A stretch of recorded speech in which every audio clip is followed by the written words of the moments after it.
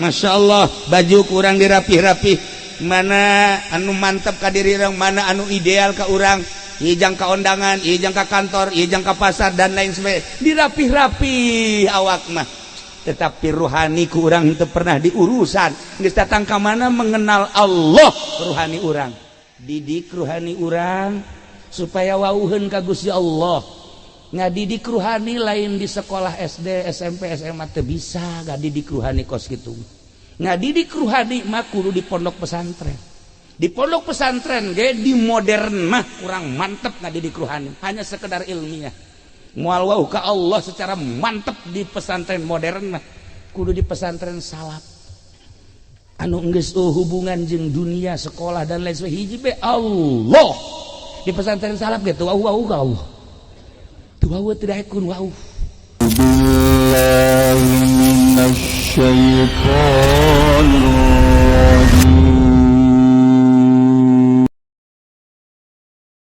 nah lamun nuwauh ka Allah nuwauh ka Allah moal kagoda ku kaayaan situasi jeung kondisi moal lamun geus wauh ka Allah mah moal kajian kumaha dipanggil ku bupati datang ngadoakeun teu hayang dibere panggil ku presiden datang doakeun moal hayang dibere eta kakarak jelema mantep ruhanina padahal ieu mah boro-boro ku presiden tatangga ngundang ngariung mah teu diberkatan geus kieu bae goblok teh ku galedeg gitu ya Allah tuh belon tuh coba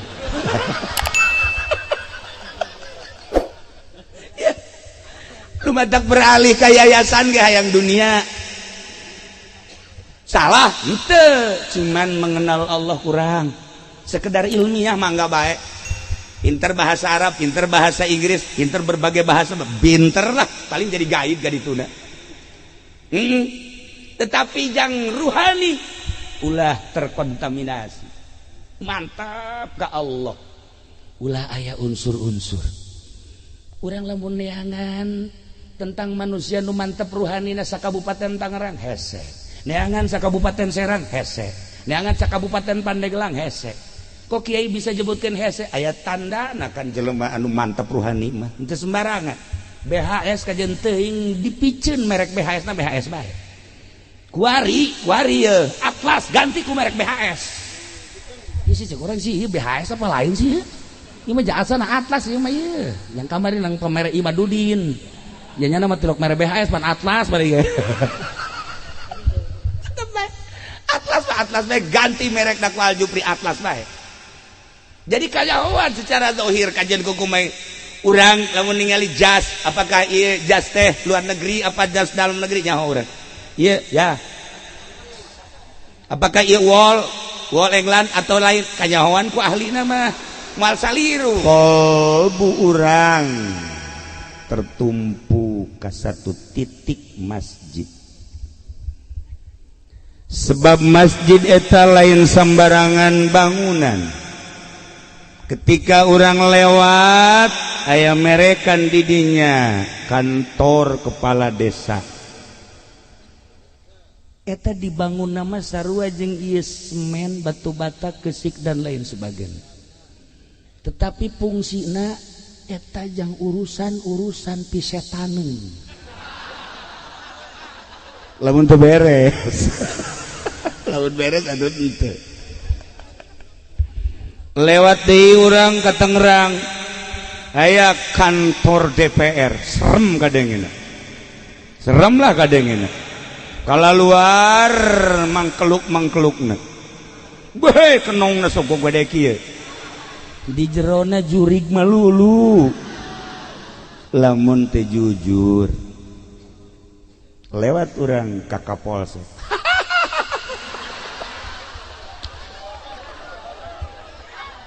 bangunan sarua tina batu bata kesik semen besi dan lain sebagainya tapi eusina di jero ya Allah ya Rabbi setan bapana setan nu mabok aya di dinya nu zina aya di dinya nu maling aya di dinya anu nangkepna ge atuh moal teh setan keneh lamun lain setan moal bisa nangkep Nah lamun urang neuleus secara zahir tapi polisi loba nu jadi wali ye polisi loba nu jadi wali iya Masya Allah kali lamun ku urang terus diamati setiap nu ku urang ditingali ningali lapangan di dieuna aya gawang di dieu aya gawang woi pasti benak hati urang moal ka mana-mana ieu adalah tempat maca tasbih lain pinter oge dia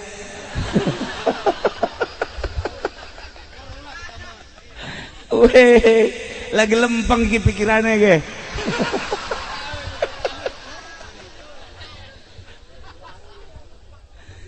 setiap orang ningali kitu bae kajen ku kumaha ge ketika orang ningali pondok pesantren wah iyalah paranti main gaple weh pasti hafal kajen di kitu-kitu ge lain cek hate nurani henteu bisa narima keaslianana ketika orang ningali sosok kiai ieu mah kiai lantaran make udang-udang make jubah cek masyarakat lain emang kudang sering kepanggil di pendopo iku mah we boten kiai ge kuyai walaupun di nya-nya ge lain mata ketika aya pemuda make baju abri wajar ditangkap lantaran penipuan berat eta sebab naon kadeule lempang lagi abri kan rek rek rek masa pemuda pakai baju abri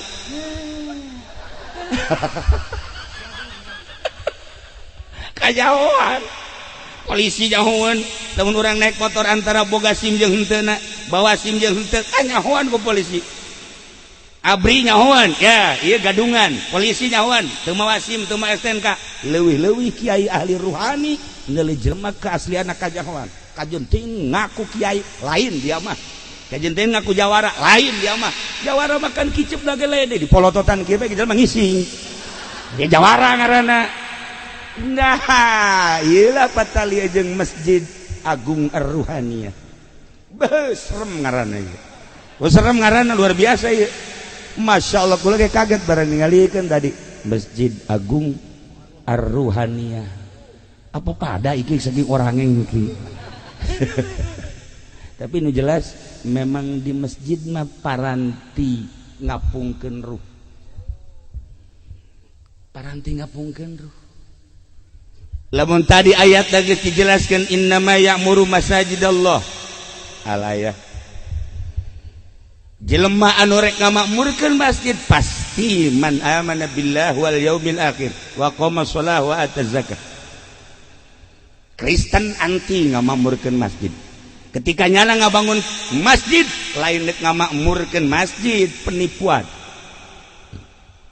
Yahudi moal bisa ngamakmurkeun masjid nu ngamakmurkeun masjid man amana billahi wal yaumil akhir Masya Allah ieu urang kabehan ieu man amana billah wal yaumil akhir jelema nu iman ka Allah iman ka yaumul akhir urang ye kabeh nu aya di dieu mentak bersyukurlah ka Gusti Allah urang jadi jelema nu iman ka Allah iman ka Kangjeng Rasulullah sallallahu alaihi wasallam nu bakal dijamin di akhiratna moal ka mamana pasti ka surga weh bunga mantap talazum cek ahli mantek mah antara iman jeung Islam mantak dihijikeun Islam jeung iman sebab Islam zahirna iman batinna jadi kudu binutki wabil jinan wabil arkan karak iman anu sempurna ruh bisa ngapung inna dina indallahil Islam sanyana agama nu dipikaridho ku Gusti Allah adalah agama Islam selain Islam teu dipake karidho ku Gusti Allah lamun urang ku hari geus menganut Islam masyaallah henteu sembarangan teh artina eta teh hidayah nu luar biasa.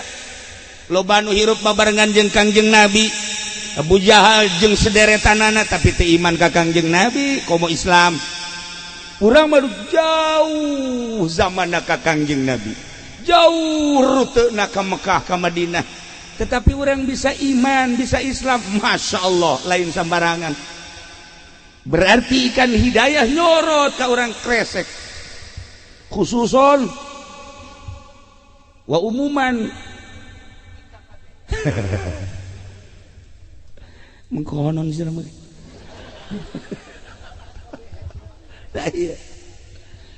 Hidayah itu kos gitu mahal, tapi murah tapi mahal. Cerita seputar hidayah. Sebulan yang lalu aya jelema mawa aki-aki ka imah, begitu ditanya kukula dek naon ya Pak Kiai, awewe nu mawana deui Pak Kiai ini mau masuk Islam dari mana? Dari Korea. Wah, ditanya kukula, bapak dari Koreanya tudak cileuk kitu tah bapak. Korea kanan orang bahasa Indonesia ora iso asli bahasa Korea, masya Allah kari. Jadi kukula ditanya siapa bisa nerjemahkan, bisa tidak pakai ya orang Korea masuk Islam di Korea tanya naon barang datang ke Indonesia nyana boga pabrik di dia, kemudian unggal sore unggal berang ngadenge azan bae ke azan di kedeng rajaban kedeng muludan muncak urang mah itu apa sih itu rame-rame begitu bejakeun tak ku peterjemahna kitu. Oh iya, tapi hidayah asup Islam nu babarengan jeung Kangjeng Nabi malah dek ngabunuh Kangjeng Nabi. Hidayah seperti eta mantap. Urang lamun ngalawudu dibaca ku urang mimih urang nanaon Allahumma ij'alil ma'a tahura wal islama nuro. Hai Allah, moga Gusti ngajadikeun ieu cai suci nu bisa nyucikeun oge Islam anu bercahaya, dijadikan Islam sebagai cahaya. Berarti Islam teh aya cahayaan. Aya jelema Islam tapi teu bercahaya.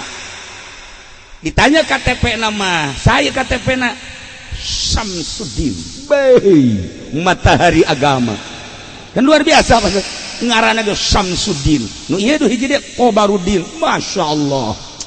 Ini Komarudin bulan agama, yang ini Miftahuddin. Wah, sederetan din. Hebat itu. Luar biasa. Ais ya gawe naon Samsudin. Ulah loba omong. Emang kunaon gitu sih? Ulah loba omong. Goreng bandar koprok. Samsudin kan ngaranna. Teu nyaun pasti teu nyaun. Orangna mriki mah. No, mun kono.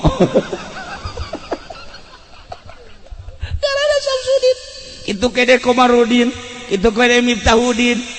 Nah, ngaran makan luar biasa, KTP na luar biasa. Ngaranna sangat Islami, KTP na agama na Islam, tapi kulantaran henteu bercahaya, atuh malam ya'jalillahu lahu nur, pamalahu bin nur. Jelema nu henteu dibere cahaya atuh cahayaan. Eueuh cahayaan, ciri lah jelema Islam. Iman ke Allah tapi cahayaan teu meunang manggih jahe aja ngedalang meriki tenang saja. Abnormal.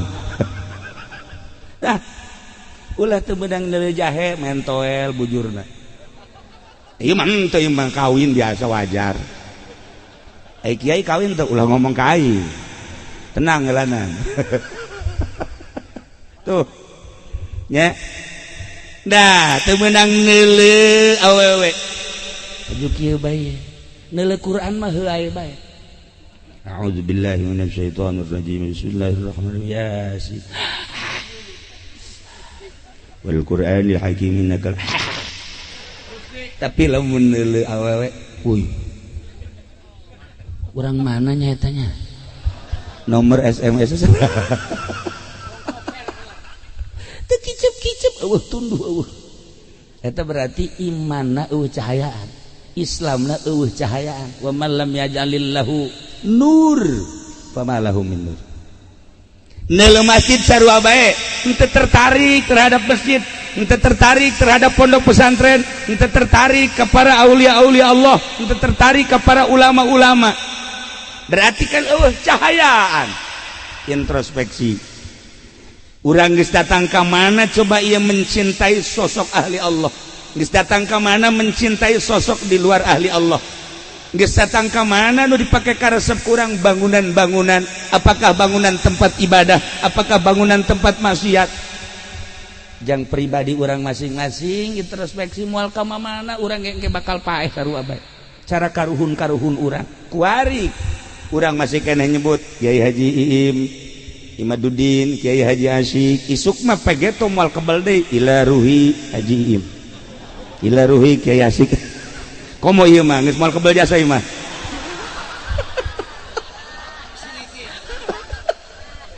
Atuh kan geus huisan kitu. Huis dage geus lain di dieu bae. Ieu di bitis geus huisan. Di dieu ping-ping huisan. Handapeun bujal huisan terus. Moal kebal deui. Masya Allah Karim. Nah ieu cahaya urang geus datang ka mana? Ibadah lamun ente aya cahayaan paling urang ibadahna kos budak leutik. Budak leutik ibadah teh wudu biasa, salat biasa, tapi lantaran budak leutik teu nyaho kana keagungan Gusti Allah. Biasa, salat biasa, kadang-kadang lalagaan teu nyaho kemahagungan Allah. Salat budak leutik. Wajar budak mah, urang anu geus dewasa teu nyaho kana keagungan Allah, kemahaagungan Allah lantaran eueuh cahayaan. Naon bedana jeung salat budak leutik? Sarua. Kajun teh dipaksa-paksakeun geus salat teh lantaran teu nyaho keagungan Allah. Ya hese bae. Hideung mah hideung tarangna. Ieu ge buka hideung. Coba ge tarangna buka. Tapi lain urut sujud budug. Tuh jauh kebahagiaan Allah. Maka seperti itu untuk supaya mencapai pengetahuan kemahaagungan Allah sehingga pinuh adab ke masjid aya adab, menghadapi pemajikan aya adab, menghadapi anak aya adab, menghadapi guru aya adab, urang ziarah ke makam Kangjeng Rasulullah sallallahu alaihi wasallam aya adab, di Baitullah aya adab, kemudian di para aulia Allah aya adab. Berarti kan aya cahayaan. Nah, inilah pandangan-pandangan manusia menyikapi sesuatu tergantung kumaha kadar SDM diri masing-masing. Coba ge, kuari kieu bae heuladan, ulah waka ka Baitullah, ulah waka ka masjid, kakula bae heula kakulai. Urang kakulai. Ieu kan jelema ieu ambaleh ribuan. Neuleuk kakula. Waduh, eta ki uci.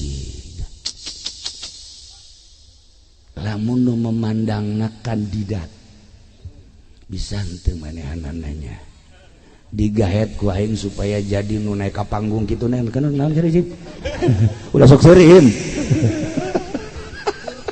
Nah bisa henteu kieu uci jadi jurkam lamun nu memandangna kandidat seperti eta. Lamun nu memandangna DPR, waduh ki uci kumaha kira-kira lamun diajak dukung mendukung, pandanganna pasti gitu. Nah lamun anu memandangna orang susah ki uci ka dia bogalan duit henteunya itu kan gitu. Mudah-mudahan nyana boga sugan bae kula kabere jelema susah itu kan memandangna kan kos gitu tah. Nah lamun jawara anu memandangna ki uci bisa pencan teh ya kira-kira diukna lain deui kan boga pencan jeung nu henteu bakal lain deui, tunjak-tunjukna lain deui nyana geus kieu bisa henteu ya uca teh. Nangkisna lamun ti dieu kumaha, lamun ti dieu kumaha, eta jero jawara kan kos kitu tah. Nah lamun ente pamalingan sendal ki uci di mana nya ya? Pasti gitu. Menyikapi seseorang seperti eta, menyikapi sesuatu seperti eta. Lamun encan nyaho keaslianana nah seperti eta bae. Ketika urang henteu nyaho kana sesuatu dianggap zahirna bae kan ku urang, dipandang zahirna bae, mesti dieu didele zahirna bae bagus, anyar. Rumah ieu dipandang zahirna bae bagus, anyar. Rumah ieu bagus, ideal. Jelema ge sarua bae, oh ieu ideal, bagus. Urang zahirna bae, padahal lamun urang ningali hakikatna muringkak bulu. Kumaha nu mantak muringkak bulu? Apakah ieu bumi henteu ngomong ketika Allah menciptakan langit jeung menciptakan bumi? Cek Gusti Allah, wahai bumi, ku aing sia diciptakeun umur sia sekian miliar tahun. Tahun pertama, kedua, ketiga, abad kahiji, kedua, ketiga, dan selanjutnya bakal terjadi anu bumi geus dibejaan. Di berbagai daerah jeung berbagai negara, beliuna, gempana, banjirna, bumi geus dibejaan. Bumi paham selalu zikir ka Gusti Allah. Teu eureun-eureun bumi maca subhanallah bihamdihi subhanallahil azim subhanallah bihamdihi subhanallah. Tangkal kayu kabeh kurang bekadele zahirna bae. Wah ieu bagus, wah ieu rindang, oh ieu mah buahan, oh ieu mah aya, oh ieu mah dibonsai dan lain sebagainya. Urang leuleuh zahirna bae, padahal tangkal kayu maca tasbih. Batu maca tasbih. Sehingga aya hiji nabi anu nyahoeun ka bahasa-bahasa alam, Kangjeng Nabi Sulaiman alaihi salam. Kangjeng Nabi mah bisa ngobrol jeung angin, bisa ngobrol jeung hewan, bisa ngobrol jeung batu, bisa ngobrol jeung manuk, bisa ngobrol jeung jin, bisa ngobrol jeung setan. Ieu mah kan ngabatur doang jeung kuti anak. Ngabatur mah ngabatur jadi geus sarua bae. Asal zarah bae haji bae. Ieu bangsana. Nu itu kunti anak bikangna ieu lalakina. Nah, ieu kabeh kan ngomong. Lamun Kangjeng Nabi pernah nyokot krikil ku Kangjeng Nabi dikieukeun pada maraca tasbih subhanallah bihamdihi subhanallahil azim subhanallah bihamdihi subhanallahil azim dibikeun ke Sidina Abu Bakar Siddiq. Ya Abu Bakar dicekel ku Sidina Abu Bakar masih kene di leungeun Sidina Abu Bakar subhanallah bihamdihi subhanallahil azim dibikeun deui ka Sidina Umar masih kene kadenge subhanallah bihamdihi subhanallahil azim subhanallah bihamdihi subhanallah dibikeun ka Sidina Anas cekel ku Sidina Anas dikiekeun ku Sidina Anas ngabaged teu kadenge sorakna teu kadenge cek Sidina Anas Umar kok di aing mah teu ngomong coba cek Sidina Umar kadiekeun deui dikadiekeun deui subhanallah bihamdihi subhanallahil azim coba kadiekeun deui cek Anas dikadiekeun henteu ngadenge ti Sidina Anas bae ge teu ngadenge terus kabelah dieu wah tuh komo si iki weh atuh moal ngomong atuh masyaallah karim ketika Kangjeng teu damang walas wakila cek sakaul malaikat Jibril ngalayat tapi malaikat Jibril surti mawa korma jeung anggur wakila manusia biasa nu teu bae anu rojehna malaikat Jibril ngarupakeun kidayatul kalbi. Assalamualaikum. Waalaikumsalam. Oh Jibril hafalin Kangjeng Nabi dipeluk ku malaikat Jibril bacakeun doa langsung calik telami malaikat Jibril mulih ngapung. Nah ieu anggur ku Kangjeng Nabi dicandak sageusna dicandak rek dituang ku Kangjeng Nabi di dahar maca tasbih aya Sidina Hasan jeung Sidina Husain ngadengin Sidina Hasan subhanallah bihamdihi subhanallahil azim cek Sidina Hasan maca tasbih dibikeun ka Sidina Hasan ku Sidina Hasan masih kadenge keneh Sidina Husain masih ngadenge keneh dibikeun ka sahabat nu lain teu kadenge tergantung kumaha jelema-jelemana lamun kaitu naon ka Kangjeng Nabi Sulaiman alaihi salam kabeh bisa ngobrol jeung Kangjeng Nabi Sulaiman ketika Kangjeng Nabi Daud alaihi salam berangkat perang ngalawan Raja Jalut begitu berangkat batu ngomong wahai Daud bawalah kaula titipan Allah jepretkeun ku anjeun ka raja kula geus dititah ku Gusti Allah cokot berangkat deui ngomong deui batu ya Daud iban bawa kaula ieu titipan Allah sok jepretkeun batu-batu ngomong ka Kangjeng Nabi Daud ieu teh gambaran bahwa kabeh ge ngomong wa in min syai'in illa yusabbihu bihamdi kabeh eueun teu mun teu maca tasbih nah jadi ieu kabeh kan ngomong urang geus puguh ngomong hewan kadenge sorana nah ku ayana urang ngomong ku ayana hewan sasada maka tidinya lah kahayang-kahayang urang ningkat sehingga Allah na teu kadeul batu datang ka ayeuna bumi datang ka ayeuna taneuh eureun-eureun maca tasbih nu mantak lamun urang leumpang di taneuh geus neuleukeun urang we di ka mana sia nyahoeun taneuh di ka mana sia komo aju ka orkes aju joget aduh cak tani wong kresek mengkonon nyahoeun taneuh eta ya Allah ya Rabbi ka mana urang leumpang taneuh nyahoeun nu inggis di akhirat ke taneuh ngomong nu kanticak ku urang jadi saksi urang nyaksian ka mana urang nyaksian gawe naon urang al yauma nakhtimu ala afwahihim wa tukallimuna aydihim wa tashhadu arjuluhum bima kanu yaksibun urang geus teu bisa kukubah ieu di antara nu bakal jadi saksi taneuh ieu kuari urang diuk ayeuna di dieu ya Allah ya Rabbi bakal jadi saksi mudah-mudahan malam iya urang diuk disaksian ku taneuh dipake karidho ku Gusti Allah Subhanahu wa taala. Nu paling hebat taneuh nurut deuk kumaha ge teu boga kahayang batu nurut teu boga kahayang ku ayana nurut jeung teu boga kahayang istimewa batu jeung taneuh mah ibadahna ka Gusti Allah sebab kumaha Allah bae ketika taneuh diguarkeun dipelakkan kacang ge maca tasbih kacang maca tasbih kacang maca tasbih sia Mas Deuri maksudna kacang naon kacang asli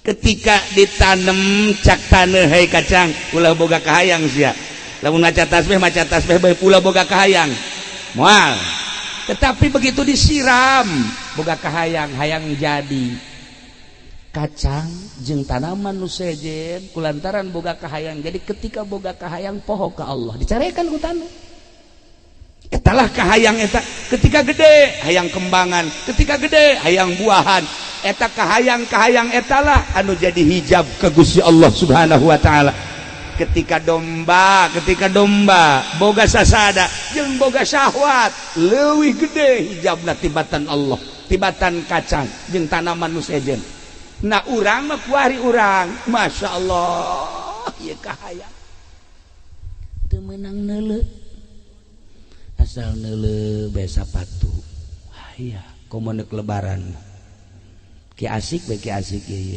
asal neuleuh sapatu bae hayang teu pantes sebenarnya make samping make sepatu ya bahlul kan tematu tapi hayang mah kan nya eta badeures pasti gede sepatu keneh kabelah dieuna motor bagus amat katanya ya Allah motor naon eta beat oh beat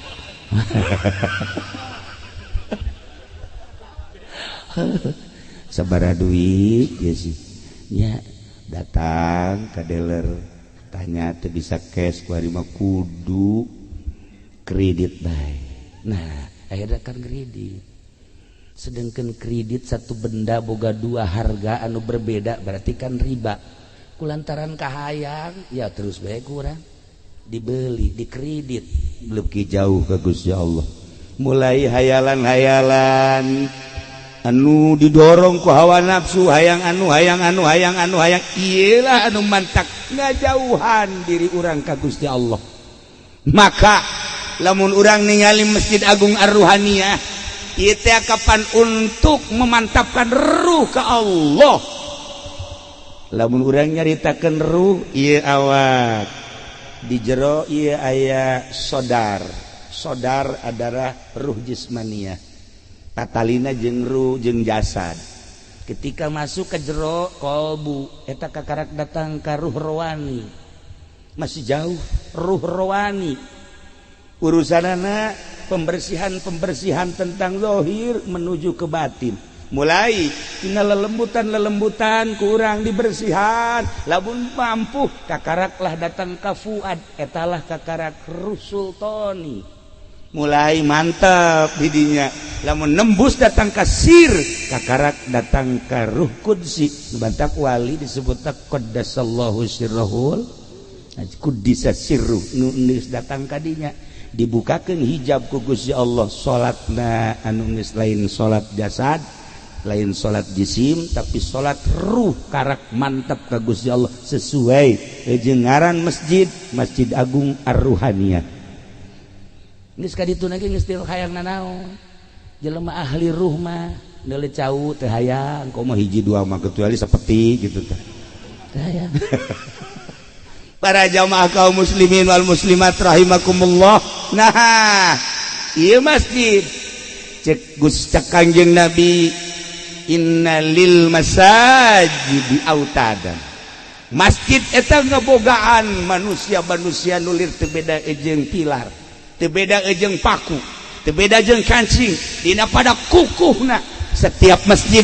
aya penghuni anu tetepna wajan kuku mah ge ulah kaget eta lah jelema anu dipake karidho ku Gusti Allah anu bulak-balik beurang ka masjid sore ka masjid ke balik deui ka masjid ke sore ka masjid deui eta lain sembarangan jelema ieu ge ieu tah mantak diajak bae ieu kan bulak-balik ka masjid bae masyaallah komo Jumaah mah datang ka kotak leungit kotak masjid leungit ternyata aya di imahnyana nah ieu bangsana ieu kos kieu dikresek mah leuwih ti heula asalna mah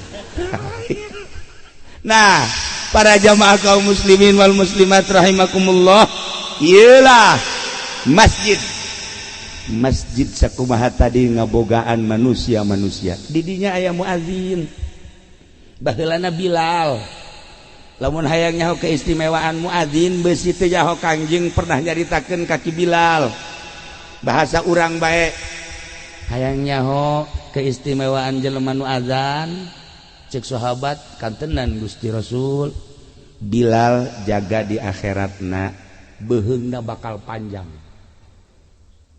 muadzin eta beheungna bakal panjang panjangna sakumaha ya Kangjeng Rasul panjang beheungnyana sapanjang suara nu kadenge ku jelema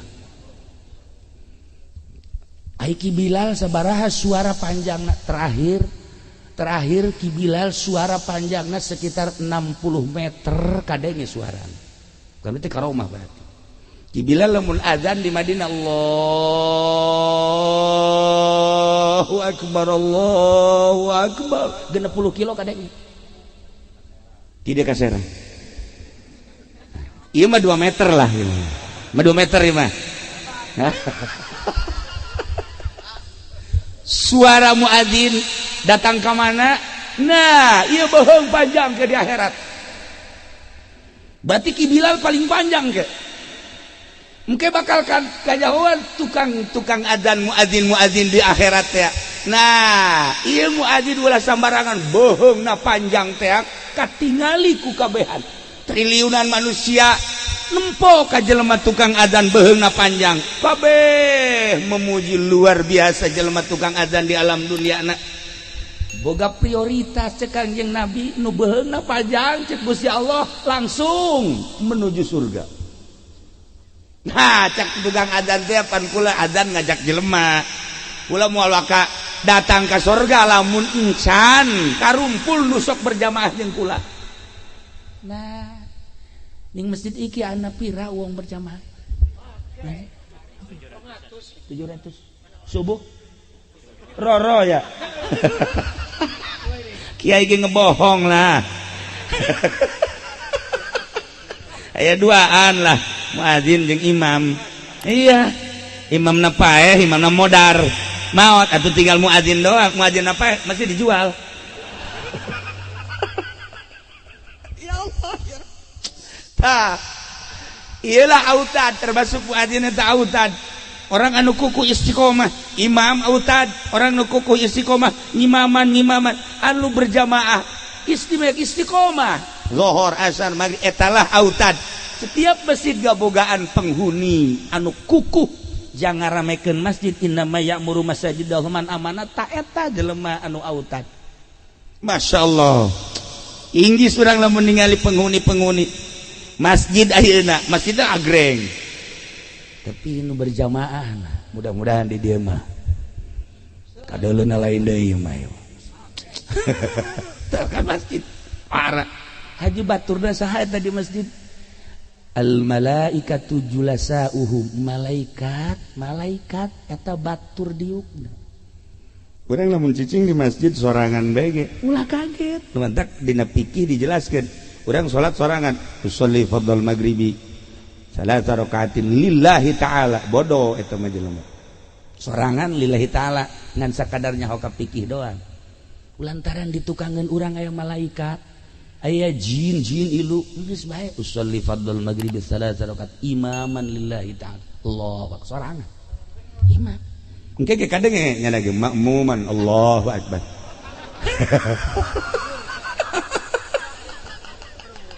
Engke ge gina cilak-cilak saha sih. Nu jelas mah seperti eta. Al malaikatu julasauhum malaikat batur diukna. Masya Allah karim. Terus bae malaikat eta ka jelema anu istiqomah nyana ngabaturan, nyana naon kitu ngaranna naon itu ngabaturan, ngabarengan, terus mapak, terus datang ka imah nganterkeun eta malaikat. Tugas malaikat anu sering manusia di masjid babaturanana jeung malaikat. Urang teu jalo. Mantap aya jelema kiai, Kangjeng Nabi mah pan sok datang malaikat Jibril, malaikat Mikail jeung malaikat nu saja. Nabi-nabi kabeh didatangan di silaturahmi ku malaikat. Mun urang bisa teu? Ya bisa. Mun hayang nyaho ka malaikat ya gampang. Mun hayang nyaho ka malaikat pengaji pendi naik ke rage ka luhur, aju ngaragakeun maneh. Moal kebal ge kapanggi. Kapanggi jeung langsung jeung malaikat. Enggeus, langsung dikubur moal kebal. Nah, para jamaah kaum muslimin wal muslimat rahimakumullah, mun urang hayang boga batur malaikat di masjid, mantap urang wiridan ya, wiridan di imah, misalnya wirid pelet.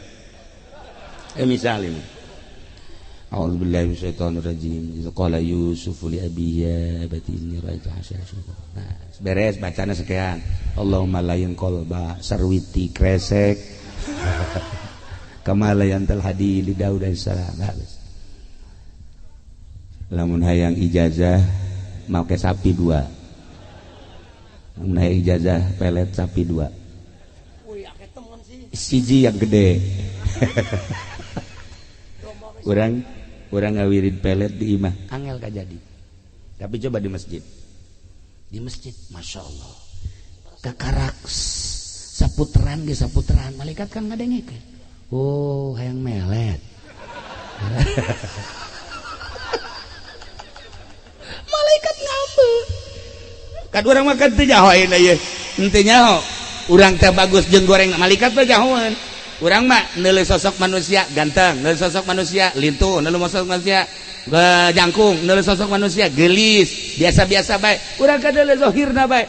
Kolbuna mah teu nyaho, ngan sakadar nyaho predikat bae. Oh ieu teh ustad, oh ieu teh kiai, oh ieu teh santri, oh ieu teh bupati, oh ieu teh polisi dan lain sebagainya. Henteu nyahoeun ka kolbuna. Malaikat mah kan nyahoeun. Sebab naon kaembeukeun ku malaikat. Lamun imanna bagus, murni aya cahayaan, seungit. Sengit nambahan kaki imat setengah sengit ya asik aya masih ayalah sengit seetik lah mereka dia malaikat utah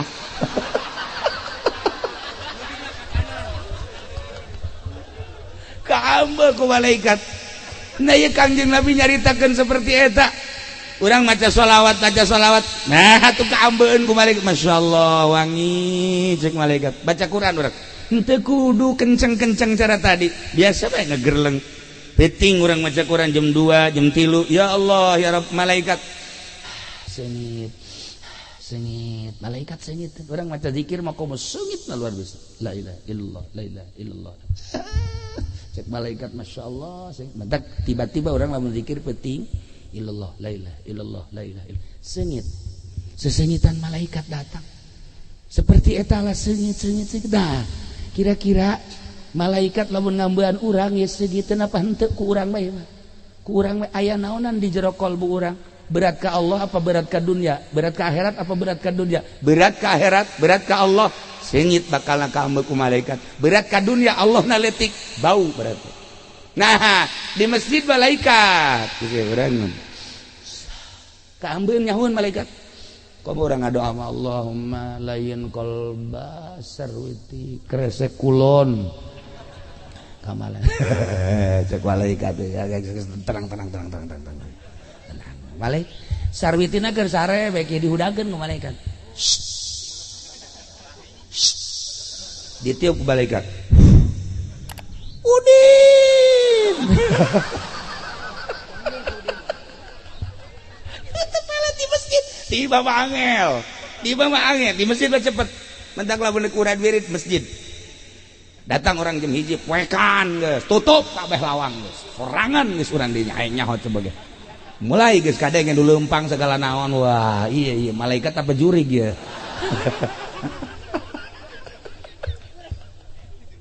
para jamaah kaum muslimin wal muslimat rahimakumullah nah ieu urusan ruh salat lain awak mah kabawa ku ruh mantak dina fikih diatur ketika orang salat sehat nangtunglah ketika orang kurang sehat salat lanjut diuk tuh masalah sapira awak ketika orang kritis ngedeng orang salat nah awak bawa masalah tapi ruh jalan terus ka Gusti Allah terus bae ketika geus teu bisa nanaon mata gunakeun ku urang mata bae salat mah teu bisa kicep kubur selesai gitu nah iya awak lah sapira awak urang terlalu loba urusan awak dimumule ku urang awak teh gering setik dokter Masya Allah baju ku urang dirapih-rapih mana anu mantap ka diri urang mana anu ideal ka urang ijang ka ondangan ijang ka kantor ijang ka pasar dan lain sebagainya dirapih-rapih awak mah tetapi ruhani ku urang itu pernah diurusan geus datang ka mana mengenal Allah ruhani urang nah sesuai jeung ieu Masjid Agung Ar-Ruhaniyah didik ruhani urang supaya wauheun ka Gusti Allah ngadidik ruhani lain di sekolah SD SMP SMA teu bisa ngadidik ruhani kos kitu ngadidik ruhani mah kudu di pondok pesantren ge di modern mah kurang mantep ngadidik ruhani hanya sekedar ilmiah moal wau ka Allah secara mantep di pesantren modern mah kudu di pesantren salaf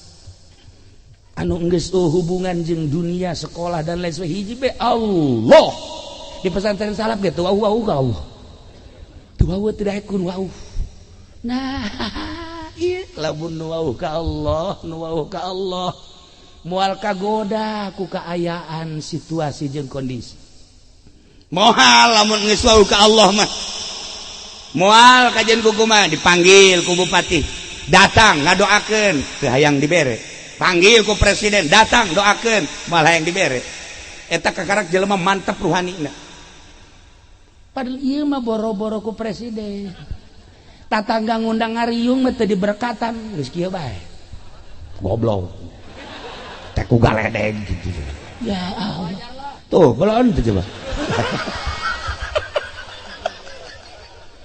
ya lu matak beralih ke yayasan ge hayang dunia salah henteu cuman mengenal Allah kurang sekedar ilmiah mah enggak baik pinter bahasa Arab pinter bahasa Inggris pinter berbagai bahasa pinter lah paling jadi gaib gadituna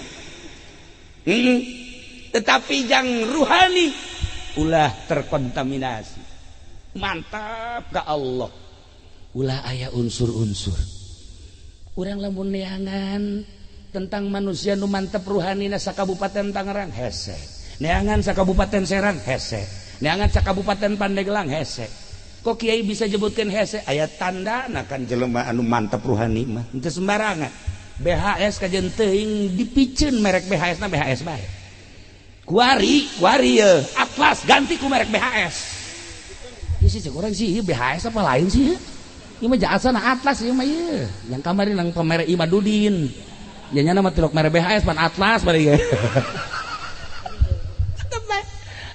Atlas bae ganti merek dak wal Jupri Atlas bae jadi kajahoan secara zahir kajian kukumai urang lamun ningali jas apakah ieu jas teh luar negeri apa jas dalam negeri nyaho urang iya ya apakah ieu wall England atau lain kanyahoan ku ahlina mah moal saliru ketika orang ningali di Maroko Masya Allah jas baragus, di Turki jas baragus, jelema dage garanteng. Ketika ke Amerika, Turki, ke Maroko, ya Allah ya Rabbi, Maroko eta julukanana sejuta wali. Di benak hati keula pasti Maroko harideung. Sebab Afrika Pak. Begitu datang ke Maroko hideung pasti. Wah, kajian kuku mah gebool seng mah ya. Benak hati teh kon kitu. Barang datang ke Maroko, ya Allah. Garilis karesep marancung, irungna paruti. Ya Allah, ya imam Maroko. Garilis ya Allah horenganan Maroko Utara mah garilis gelis nu jore. Begitu menang 6 hari langsung ke Turki dek balik ieu mah embung balik nya maji embung kula macana yang di dia bae emang betah jasa loba nu gelis maksudna kurang atuh betah jasa cenah jagana bogoh heuy maji Mang Haji bogoh ituna bogoh henteu ka Mang Haji kakarak sadar ya heuh nya anu bogoheun ka modal kos kieu sih atuh mantap haji balik atuh balik cek jana teh balik teh di Maroko sejuta wali julukanana aya makom-makom masyaallah urang barang datang ka ditu anu sok dibacaan kitabna ternyata makomna loba di Maroko urang maca Jurumiyah Son Haji di Maroko urang maca Tafsiratul Hakam di Maroko makamna masyaallah urang maca Dalail Imam Jazuli di Maroko makomna. Ketika orang gitu bertoriko Idrisiyah Maroko di itu makom Imam Idris dan lain-lain sebagainya. Iya Maroko julukanana negara sejuta wali ahli-ahli ruhani loba di Maroko. Ningali zohirna mah biasa bae negara teh tapi di jerona luar biasa. Dek guguru toriko sok ka Maroko. Dek guguru toriko tuh ka Uzbekistan. Di Maroko aya jalan di dieu teh. Torik Maulana Yusuf. Kula nanyakeun Yusuf mana ieu kan aya Yusuf Raja di Maroko. Ternyata aya 2 jalan nu di kota, Jalan Maulana Yusuf Raja, nu di pinggir ba Jalan Maulana Yusuf Banten. Masya Allah. Orang karuhun urang aya di ditu. Di Maroko. Di sababaraha negara aya makom aya jalan-jalan Bung Karno. Nus pugu di Uzbekistan nu menemukan makam Bung Karno ge makam Imam Bukhari Bung Karno ikan lain lalagaan. Nah ahli-ahli ruhani emang kumaha gitu ye ahli ruhani mah urang namun nyaritakeun Syekh Maulana Mansuruddin karuhun urang eta tim sumur Zamzam nya nama kahandap berangkat cel di Banten. Masya Allah di Mekah ka Banten lewat sumur Zamzam babacaan seetik la ilaha illallahul jalilul akbar eta bae babacaan. Wah ulah sampaikan yang sabarang kali diwirid moal ku dia. Lamun Syekh itu Syarif Hidayatullah Syekh Syarif Hidayatullah hiber ka Banten set kieu hiber ta Syekh Syarif Hidayatullah macana eta la ilaha illallahul jalilul akbar aya katerusan di antarana eta hiber sampailah ka Banten. Tah iya nyoba-nyoba ya nyoba-nyoba nurutan saya Mansur ceknya dia cobain ya la ilaha illallahul jalilul akbar terus ke sumur mun teu ditulungan ku anakna isdet ngan untung aya anakna bae bapak kok enggak timbul-timbul sih orenganan kelem babacaan nama akur la ilaha illallahul jalilul akbar nu dibaca ku Syekh Mansuruddin eta nu dibaca ku Syekh Syarif Hidayatullah eta nu dibaca ku Syekh Asnawi eta nu dibaca ku Syekh Abdul Karim anu hiber ti Mekah kacaringin eta dibaca ku eta mah haliber baca ku ieu kelem babacaan nama eta bae tapi ruhna nu berbeda lamun Imam Ibrahim Al-Khurasan ketika hendek dibere ku raja hadiah dibere ku raja dirham sakitu lobana dinar ceriknya begitu cerik tunggu tuan raja kaula dek ngalawudu heula ngalawudu kan di sumur begitu ngalawudu cai jadi mutiara kabeh ember nu paranti nimbakna jadi emas dibuka ku Ibrahim Al-Khurasan dibawa ke tuan raja hadiah ti tuan raja sabaraha dinar sabaraha dirham dibandingkeun jeung ieu mahalan mana waduh cek tuan raja. Nah ku aya nasa kitu bawa deui hadiah kula mah teu perlu ge ruh ka Allah jak naon dunia. Nah dibikeun pikeun deui ka subur ya Allah. Lamun aya deui eta Imam Bahauddin An-Naqsabandi, Imam Bahauddin An-Naqsabandi di Uzbekistan nu kula zarah ka ditu Naqsabandiyah. Kumaha eta kaistimewaanna? Nyana makan tukang macul, mantak wali-wali loba tukang macul ka di dieu. Urang lamun nyarita di Kresek aya Mbah Umar Rancalang, Ki Astari dan sederetan ka dituna lamun dicaritakeun ahli-ahli Allah. Yehe, atuh geus dicekel naon bae jadi emas.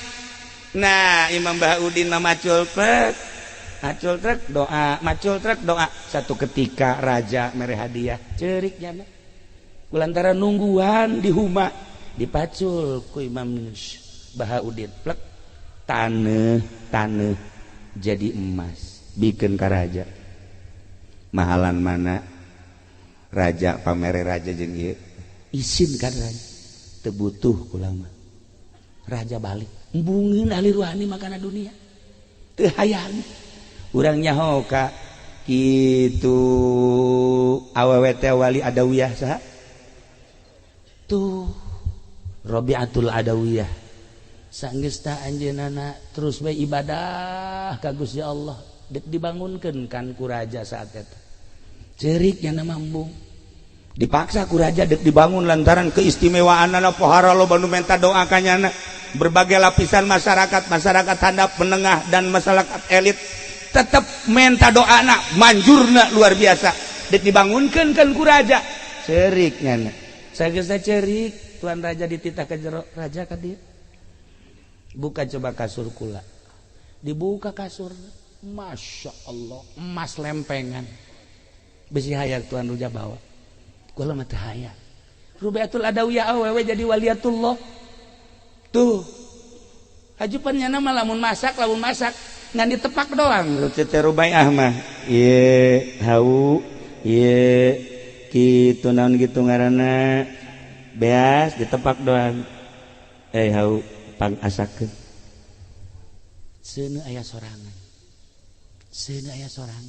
ke lamun geus asak pareum sorangan urang mun bosa kos kitu mantap jasa urang ahli ruhani mah seperti eta ya Allah ya Rabbi keistimewaan ahli ruhani ikir carita du di luar negeri geus puguh Tan Syekh Abdul Qadir geus puguh Syekh kitu naon kitu Abu Hasan As-Sadili di urang ge loba luar biasa ahli Allah mah ruhani mah seperti kos kitu. Nah geus moal kagoda kunanaon kula sok boga dongeng ti Jalaluddin Rumi teh kamari kan ka Turki kakonya zarah ka Imam Jalaluddin Rumi. Di antarana nyana boga dongeng kan kieu aya kalong pasini cakalong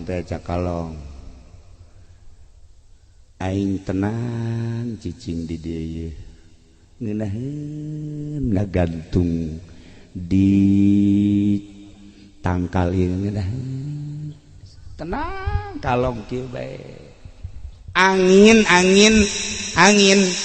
nyana neuleuh kalong cak angin beliun angin topan angin sepoi-sepoi angin coba goda ku sia kena ragak teh coba kalong teh bangun tenangeun amat cek eta coba tiup cak angin beliun sakit tapi rakos kitu coba buktikan dibuktikan ku angin wang muter angin kalong neuleuh wah angin nyekelan nya angin beuki kencang log wah nyekelan dikencengkeun ku angin set datang ka sesuai perjanjian 10 menit tetep baik teger waduh cak angin beliun kuat kalau coba sia topan kecil sepira eta teh imah ge kuing runtuh komo kalong ayo coba mulai seset wah ieu angin topan cak nya nyekelan deui nya muranteng nya beuki kenceng set nya beuki buatkeun nangkep selesai 10 menit cek angin topan waduh luar biasa coba maneh sepoi tenang ku aing bae cek beliun teu bisa ngomong sia lain kitu ye ku aing kalong ke rumahna lap-lapan getiu ku angin sepoi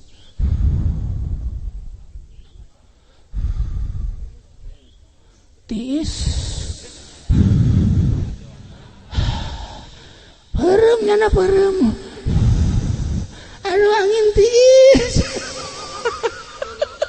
perem nyana gue repak bae cek angin sepoi mantep kan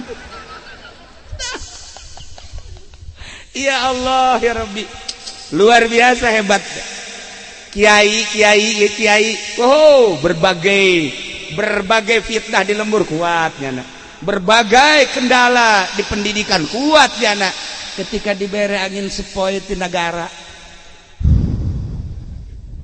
bingkisan pertama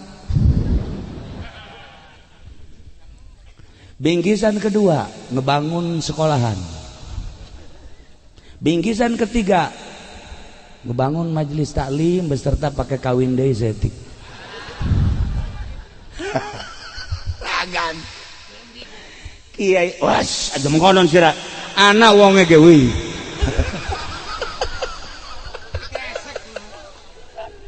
ieu lah angin sepoi teh hancur kajian kumaha ge ndek menuju Allah ruhani gagal tuh di DPR sabaraha jelema anu talar Quran di MPR sabaraha anu talar Quran salah satu menteri anu talar Quran aya bahkan anu geus diborgol ge kula nyaho jasa wau kula dada bebeja ka kula talar Quran talar Bukhari malah diborgol selesai ruhanina nu eueuh nah iyalah untuk menata ruhani itu sembarangan itulah para jamaah kaum muslimin wal muslimat rahimakumullah ukur diri urang geus datang ka mana geus datang ka mana ulah kehalangan ku urang jadi PNS ulah kehalangan urang jadi guru ulah kehalangan urang jadi petani ulah kehalangan urang jadi pedagang ulah kehalangan urang jadi polisi ulah kehalangan urang jadi abri ulah kehalangan urang jadi kiai ulah kehalangan urang jadi abri atau urang awewe ruhani mah tetep bae hubunganna urang jeung Allah profesi urang terserah di mana bae tata ruhani urang sesuai jeung ngaran Masjid Agung Ar-Ruhaniyah ulangan ngarana bae mudah-mudahan urang malam ieu tertata ruhani urang sehingga bisa benta dengan cahaya Islam nu sakumaha tadi dicaritakeun lamun Islam urang geus cahayaan iman urang geus cahayaan katempo akhirat urang diuk di masjid akhirat nu katempo urang diuk di sekolahan akhirat nu katempo urang diuk di kantor akhirat nu katempo urang diuk di majelis taklim akhirat nu katempo diuk di sawah akhirat nu katempo wali-wali Allah di Uzbekistan 90% petani wali-wali Allah di Maroko 90% pedagang wali-wali Allah di urang mayoritas di urang mah kiai beda-beda negara raja di urang raja namun Syekh Syarif Hidayatullah raja jadi wali Raden Patah Raja jadi wali Raden Rohmat jadi wali Syekh Maulana Hasanuddin Banten raja wali ulah diijikeun ulah raja wali sia eta mah pagaweanna Syekh Yusuf raja wali dan sederetan raja-raja tertata ruhani jadi lamun ruhanina cager ngeunaheun urang boga pemajikan ruhanina sehat nikmat Kak mal kebelikan orang maut Kak iya coba tuh Kak jagagah kakak mah dunia aya mobil boga kuari usaha eukeur kula marido lamun kakak kawin deui masyaallah ya Allah ya Rabbi eta ruhanina cager eta ruhanina aju salakina deui cager ruhanina neng selama neng produktif moal kakak moal nyandung kajian kukumaha emang kunaon Kak jadi titapun ku Kangjeng Rasul neng dunia moal aya geus dan kebe di akhirat neng henteu hayang kakak mah kajian kukumaha selama neng masih kene eksis produktif teu kurang tah kan calalager kabehan Masya Allah kan geus ka situ mah main pelukan nya tuh ben pelukan makanya aki-aki jeung ini pan kadeulepan ku incuna wah kunti anak keur naraon ya. Para jamaah kaum muslimin wal muslimat rahimakumullah, menata badan gampang, ndek hayang jadi naon mode urang gampang, silakan sok urang asup ka toko ndek hayang jadi model mana urang, hayang model penyanyi Amerika Mick Jagger gampang. Gampang moal urang ndek hayang jadi penyanyi Inggris The Beatles, tuh John Lennon gampang.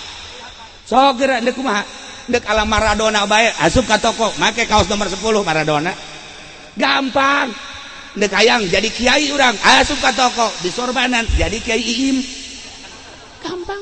Zahir mah gampang tapi kolbu batu bisa dirobah-robah teu bisa dibohongan. Aing sinaon aslina hanya diri urang nu nyaho ka diri urang sorangan. Geus datang ka mana diri urang mengenal Allah hanya diri urang.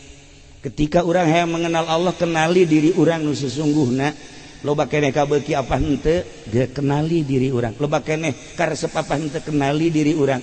Setelah orang masih kena aya irodat jeung kahayang jauh orang jeung Allah.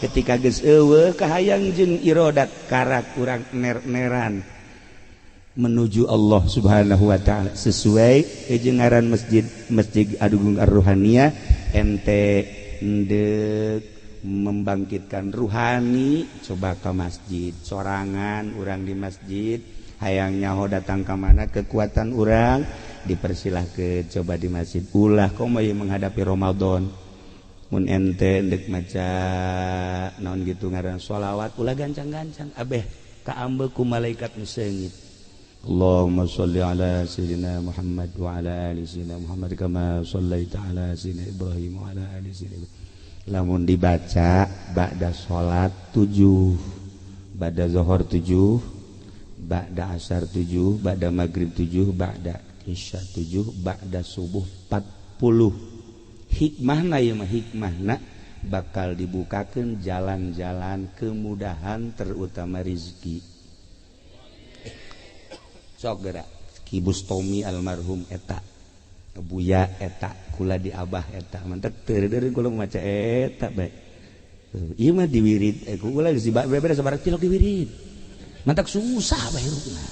Tilok diwirid cenah we. Ieu kajenting kadana kos ge hutang ambalaya. Tilok diwirid. Nah maka supaya aya naon gitu ngaranna titi mangsana tata ruhani urang mulai kamana coba neangan ahli ruhani jangan lempeng-lempengkeun ruh supaya mengenal Allah. Moal bisa ku sorangan moal bisa wajen kuku mage moal bisa tetep kudu datang ka ahlina.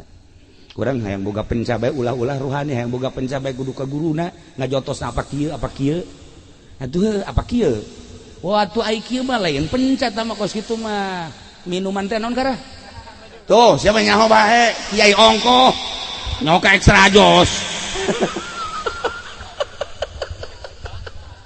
Nah eta atuh gajotos ge nangkis kitu sarua bae encan soal wirid-wirid dan nu lainna kudu boga guru komo lamun urang ningali abri mah bae bangga urang kamari kan aya danrem ka imah kemudian aya dan apa namanya dandim ka imah kula ngobrol dek aya nu datang ka imah ke jangan dulu nanti aja kula ngobrolkan seputar peperangan. Ditanya aku kula, Indonesia kalau melawan Malaysia gampang.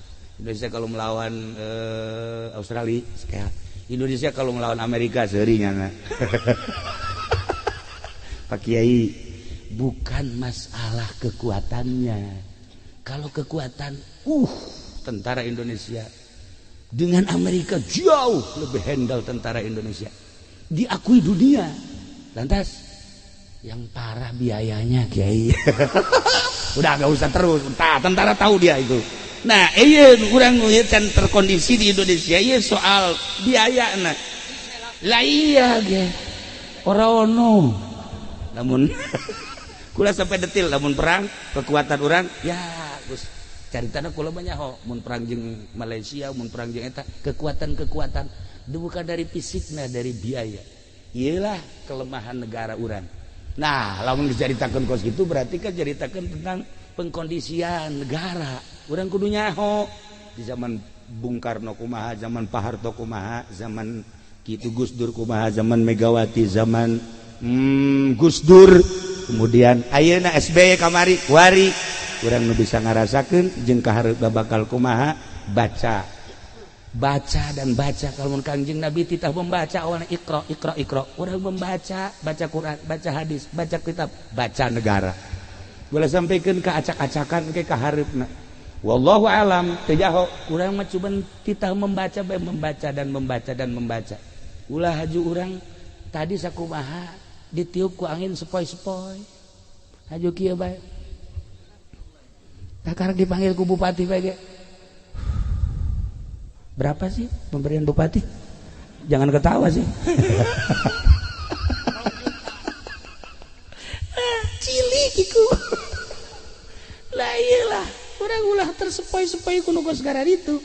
Bangkitkan semangat juang urang di bidang masing-masing ulah terkontaminasi supaya bangsa jeung negara urang terangkat ku urang kabehan sebagai rakyat ibu pertiwi urang ulah kena sare supaya bentak urang nu ngabentak kena, urang nu maju kena, urang nu ngamakmur kena sebab urang bangsa urang teu pernah aya satu bangsa ketika diserang ku negara batur nu kudu ditinggalkeun apapun yang terjadi unggal negara pasti taruhan nyawa komo bangsa Indonesia wah bangsa Indonesia wah boro-boro negara atuh diperjuangkeun ku urang mah cewek bae ge cewek neng enggak usah takut nyawa taruhannya bae itil bae ge keluar ka kos kitu atau komo negara itulah para jamaah kaum muslimin wal muslimat rahimakumullah sakali deui malam ieu urang kumpul di dieu dalam rangka silaturahmi sekaligus walimatul wakirah tertanda bahwa Masjid Agung Ar-Ruhaniyah telah selesai dibangun insyaallah dengan DKM yang ada di sebelah kiri saya berikut ini dan menelan biaya sekitar 1,5 tanpa ada bangunan sumbangan dari luar ada donatur khusus dan selain daripada masyarakat sebab ieu masjid lain sekedar masjid dunia di akhirat engke bakal jadi kapal saat orang kresek engke ditimbang amal begitu ditimbang garoreng amalna sebagian deka neraka embung deka sorga teu datang kan riweuh eta kos kitu. Iya, nu lain-lain geus baragus, kiai geus ka salorga, ustad geus ka salorga, santri geus ka sorga. Icak malaikat iki saking endi sih? Kresek. Arep endi sih ra? Arep sorga. Wih, mangkat surga. Ora ana jebatane. Ora kedeleng. Atuh ieu mah beureun neraka, wih panas ge. Sia mah kumaha cek malaikat ieu? Ka sorga teu kadeuleu, ieu jembatana ka neraka embung. Mah, kok enggak diseret ulah malaikat ke nunggu kapal naon kapal Agung Ar-Ruhaniyah wow emang saya nyumbang berduit 10.000 ya atau 10.000 masih mah ieu ragam aya catatanana kan aya catatanana di malaikat yang 100 juta masuk 550 juta masuk 10 juta masuk 5 juta masuk 1 juta masuk 500 sudah hampir pintu ya 100.000 ya geus di sisi-sisi eta 10.000 mun tareng sia ya Allah ya Rabb berangkat kapal Masya Allah cak nu 10.000 panas aing panas ge kajeun cak di tengah asal datang bae tapi geheng asa aing ye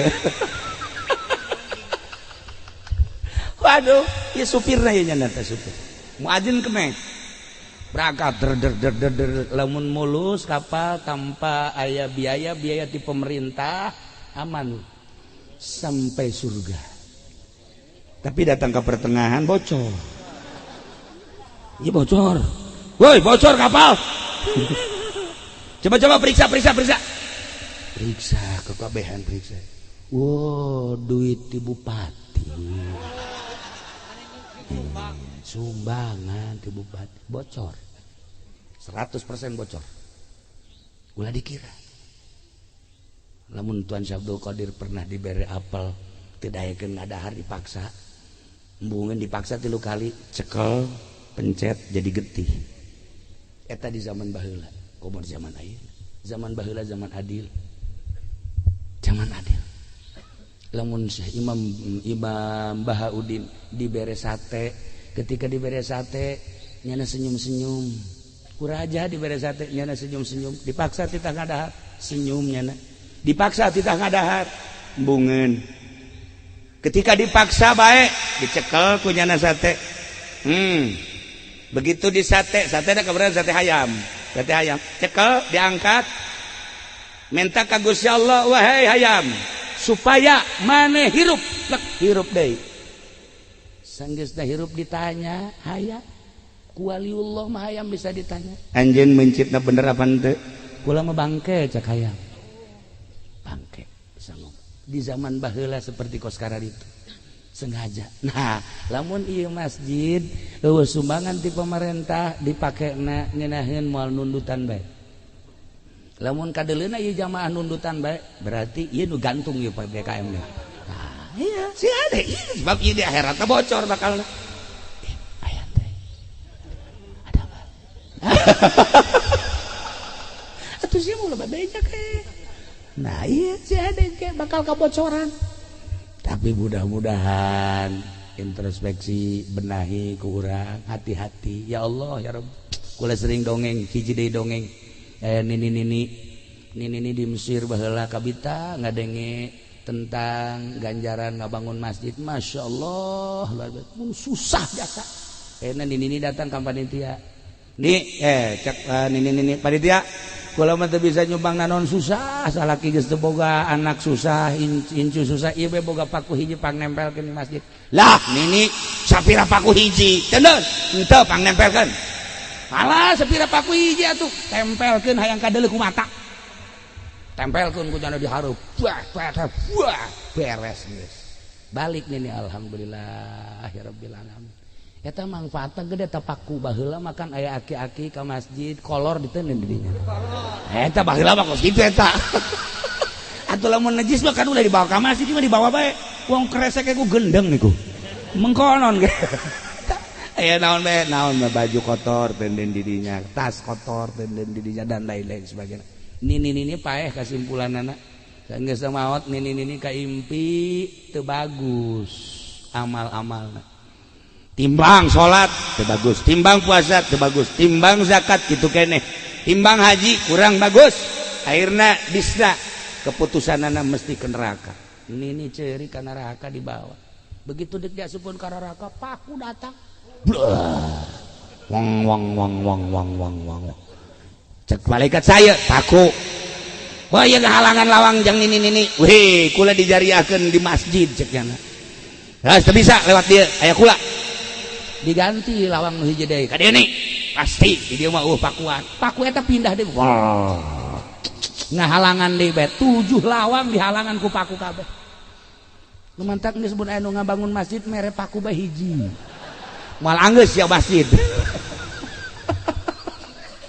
lain cerita paku hiji tetapi hiji bae ge manfaatna anu luar biasa komo deui anu 10 sak komo deui anu satre komo deui anu ratusan juta kabita anu luar biasa mantap ketika aya anu ngabangun masjid daftarkeun diri urang daftarkeun ya ka Allah daftarkeun ulah ka panitia mah peureum-peureum bae cara ieu tah nya mah mere bae ka panitia tah 100.000 nyokot di kotak 500 Masya Allah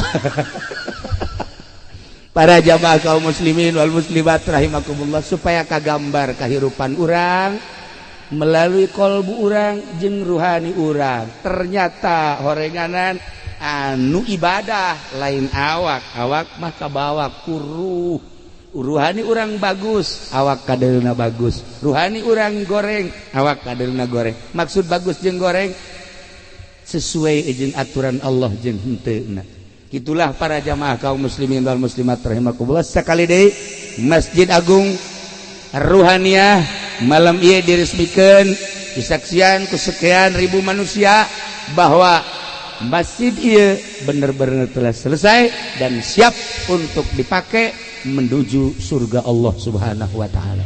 Mudah-mudahan masjid ieu diberkahkeun ku Gusti Allah. Mudah-mudahan anu ngeusieuna ge pinuh ku barokah, dibere istiqomah ngeusianana tur bener-bener menuju Rabbul Alamin. Urang nu hadir di dieu mudah-mudahan dibere istiqomah ibadah ka Gusti Allah. Alhasil akhir hayat urang husnul khotimah, leuwih-leuwih nu ngajariahkeun tanah ieu. Ki Haji Abdul Ghani di dieu ge aya keluargana anu dianggap awal nama ieu teh masjid keluarga, tapi ternyata setelah kitu konfirmasi ieu naon kitu ngaran masjid, ternyata masjid umum dibangunlah oleh salah seorang warga dulur kula. Nah ieu alhamdulillahirabbil alamin terwujudlah masjid anu sakieu megah, masjid anu sakieu luar biasa, masjid anu sakieu menterengna. Mudah-mudahan kemegahan kementerengan masjid supaya jadikan mentereng ruhani urang, cekas ruhani urang sehingga betul-betul mengenal Allah Subhanahu wa taala. Yuk kita sama-sama mengenal Allah, di mana bae urang posisi jadi naon bae ulah kehalangan ku predikat-predikat ieu mah sakadar zahir, ruhani urang mah tetep ka Allah Subhanahu wa taala.